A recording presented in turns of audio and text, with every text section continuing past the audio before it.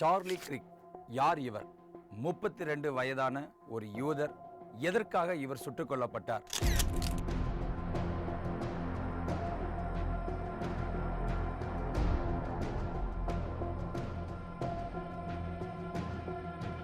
உலகம் முழுவதும் எல்லா ஊடகங்களும் எல்லா தலைவர்களும் இன்று இவரை பற்றியே பேசிக் கொண்டிருக்கிறார்கள். அப்படி இவர் என்ன செய்து விட்டார்?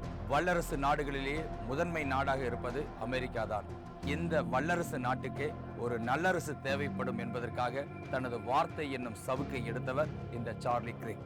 உண்மைக்கு புறம்பாக எந்த கருத்தையும் ஏற்றுக்கொள்ளாதவர். அமெரிக்க ஜனாதிபதியும் இவரும் நண்பர்கள். எதனால் ஆனார்கள் என்றால், ஒத்த கருத்தில் இவர்கள் ஒத்து போனவர்கள்.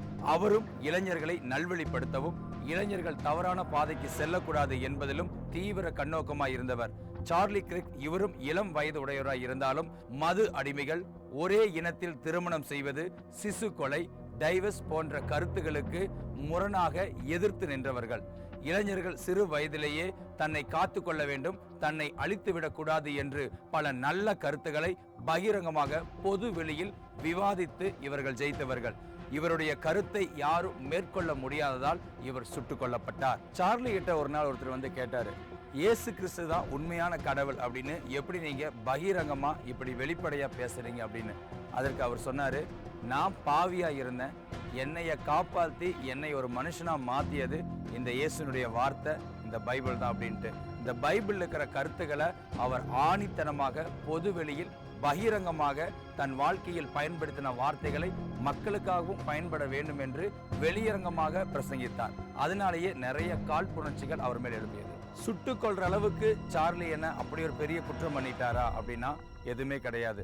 சில ஒத்து போகாத இன்றைய இளைஞர்கள் சமுதாயத்திற்கு இவருடைய கருத்தானது ஏற்றுக்கொள்ள முடியல. இந்த சார்லி கிரிக் பல நல்ல கருத்துக்களை பொது மேடையில் இளைஞர்கள் திருந்துவதற்கு தவறை தவறு என்று பகிரங்கமாக சுட்டிக்காட்டி பேசக்கூடியவர். எந்த சமரசத்துக்கும் இடம் கொடுக்காதவர். இவருடைய கருத்து மோதலில் இவரை ஜெயிக்க முடியாத ஒரு கோலை இவரை சுட்டு கொண்டார்கள்.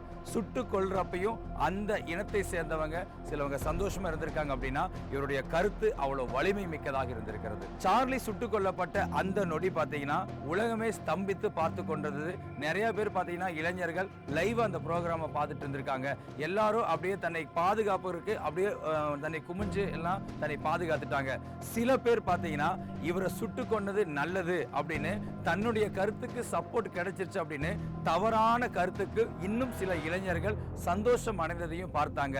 இப்ப உலகம் 90% இளைஞர்கள் துக்கத்தில் இருந்தாலும் 10% இன்னும் திருந்தாத இளைஞர்கள் கொண்டாடி கொண்டுதான் இருக்கிறார்கள். சார்லி கிரிக் ஒரு வலிமையான கருத்துடையவர் என்பதை எந்த விதமான மாற்று கருத்தும் கிடையாது. சார்லி கிரிக் 32 வயதிலேயே இப்படி ஒரு வீர மரணம் அடைஞ்சிருக்கார் அப்படின்னு தான் சொல்லணும். இவர் புதைக்கப்படவில்லை, இவர் விதைக்கப்பட்டிருக்கிறார் என்றாலும் இவர் ஒரு யூதர் கோட்பாட்டிலிருந்து, யூதருடைய சன்மார்க்க நெறியிலிருந்து இப்படி உலகத்திற்காக தன்னையே தியாகம் பண்ணி இவர் பேசி இவர் வளர்ந்த விதம் எல்லாருமே ஒரு பொறாமை கண்ணோட தான் மற்ற இளைஞர்களும் அந்த அமெரிக்கா தேசமும் பார்த்து கொண்டிருக்கிறது. கிறிஸ்தவ நாடான அமெரிக்கா தேசத்திலேயே இப்படி இரத்த சாட்சியாய் மறிக்க இந்த யூதர் ஒப்பு கொடுத்தார். ஆனால் இன்னும் மற்ற நாடுகளில் இந்த கிறிஸ்தவுடைய நல்ல கொள்கையை பரப்புவதற்கு எத்தனை எதிர்ப்புகள் வரும் என்பதில் எந்த விதமான ஐயமும் இல்லை, சந்தேகமும் கிடையாது. இவரை போலவே அநேக இளைஞர்கள் தன்னுடைய கருத்திற்கு எந்த விதமான சமரசத்தையும் ஏற்றுக்கொள்ளாமல் இவரை போலவே இள வயதில் தைரியமாக வாழ வேண்டும் என இன்று சிலர் அவரை போலவே வாழ பழகி கொண்டுள்ளனர். இயேசு கிறிஸ்துவும் 33 வயதுல தன்னுடைய வாழ்க்கையை முடித்தார். அதே போலத்தான் இந்த சார்லி கிரிக் இவரும் 32 வயதுல தன்னுடைய இளமையான வயதிலேயே தன்னுடைய வாழ்க்கையை பொதுமக்களுக்கு என்றே போராடி இவர் அர்ப்பணிச்சிருக்கிறார். இதுல என்ன ஒரு அழகு அப்படின்னு பாத்தீங்கன்னா, குடும்பத்தை அவ்வளவு அழகாக நேசிக்கக்கூடியவர் இந்த சார்லி கிரிக். அதாவது வாரத்துல ஒரு 24 மணி நேரமாவது தன்னுடைய மனைவி பிள்ளைகளோடு செலவழிக்க வேண்டும். பிள்ளைகளை வளர்ப்பதில் பெற்றோர்கள் 2 பேத்துக்குமே தன்னுடைய கடமை வேண்டும். ஒருத்தர் மேல மட்டும் தன்னுடைய சுமையை சுமக்க கூடாது. அதே மாதிரி விவாகரத்தை முற்றிலுமாக வெறுத்தவர் இவர். சிசு கொலை, அதே மாதிரி கருக்கலைப்பு, அதே மாதிரி பெண்களுக்கு எதிரான சில வன்முறைகள் அனைத்தையுமே வெறுத்தவர். ஒரு நல்ல குடும்ப மனிதர். குடும்பத்தை நேசிக்கக்கூடியவர், குடும்பத்தை எவ்வாறாக வளர்க்க வேண்டும் என அநேக நெறிமுறைகளை இவர் வைத்திருந்தார். இதே போல ஒரு 10 அல்லது 12 வருஷம் இவர் இன்னும் உயிரோடு இருந்திருந்தால் அடுத்த அமெரிக்காவின் ஜனாதிபதியாக இருந்திருக்கலாம் என அனைத்து வல்லுநர்களும் கருத்து தெரிவித்திருக்கிறார்கள். இந்த சார்லி கிரிக் வாழ்ந்தது கொஞ்ச நாளாக இருந்தாலும் அநேக சரித்திரங்களை இவர் எழுப்பிவிட்டு போயிருக்கிறார். இளைஞர்கள் மத்தியிலே ஒரு புரட்சியை ஏற்படுத்தியிருக்கிறார். இவரை போலவே குடும்பத்தை நேசிக்க இன்று நாம் கற்றுக்கொள்ள வேண்டும் என்பது இதில் நம்ம சொல்லப்படாத ஒரு உண்மையாக இருக்கிறது. தனி மனித ஒழுக்கம் என்பது இந்த சார்லி கிரிக் அவரிடமிருந்து அநேகர் நம்ம கற்றுக்கொண்டிருக்கிறோம்.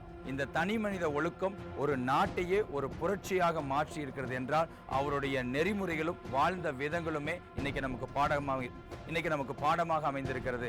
இதே போலதான் நாமளும் இன்னைக்கு சார்லி கிரிக் அழிஞ்சிட்டா ஒரு கிறிஸ்தவமே அழிஞ்சிருச்சு, இந்த சார்லி கிரிக் இவரை இன்னைக்கு அழிச்சிட்டாங்க, இனிமேல் யாரும் இப்படி எழும்ப மாட்டாங்க, யாரும் இப்படி தைரியமா பேச மாட்டாங்க மட்டும் யாரும் நினைக்க வேண்டாம். ஒரு சார்லி கிரிக் புதைக்கப்பட்டாலும் 1000 சார்லி கிரிக் இனி எழும்புவார்கள் என்றால் இளைஞர்கள் மத்தியிலே அப்படி ஒரு தாக்கத்தை ஏற்படுத்தியிருக்கிறார்கள்.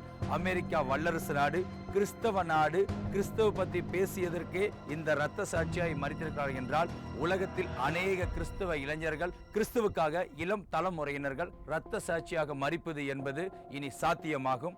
வேதத்துல சொல்லியிருக்காங்க ரத்தம் பேசியது என்று அநேக இடத்துல இருக்கும். அதே மாதிரி இந்த சார்லி கிரிக் இன்று சுட்டுக் கொல்லப்பட்டார், வீர மரணம் அடைந்தார், இன்று அவர் ஒரு அகால மரணம் அடைந்தார். எது வேணாலும் சொல்லிட்டு போட்டுங்க. ஒரு கிறிஸ்தவத்துடைய கருத்தை பரப்பிய சொல்லிய ஒரு வாலிபனுக்கு இந்த செயல் என்றால் இதை பார்த்து எந்த கிறிஸ்தவர்களும் இனி பயப்பட மாட்டாங்க. ஒரு சார்லி கிரிக் புதைக்கப்படவில்லை, அவர் விதைக்கப்பட்டிருக்கிறார். இனி அநேக சார்லி கிரிக் இளம் தலைமுறையினர்கள் எழும்புவார்கள் என்பதில் எந்த விதமான மாற்று கருத்தும் கிடையாது.